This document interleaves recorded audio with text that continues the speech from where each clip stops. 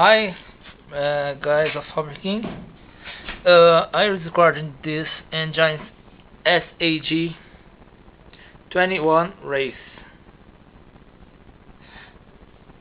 This engine comes today, but he comes very different. Apparently, it comes equals. Okay, this is the first one I received. 1 month passed, more or less, and this two I received today.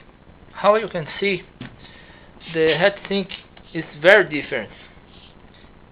How you can see, this have holes, and new, if I received today, not have the holes, what causes very more hot and engines. And the backplate, this is in chrome color, and this is black color, and my first is black too. I don't know if you can see, but it's black too.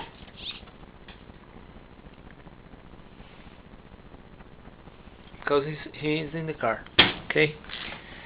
I don't know what you can make, but I don't will paint this engine, because if you don't paint, why do I have to paint?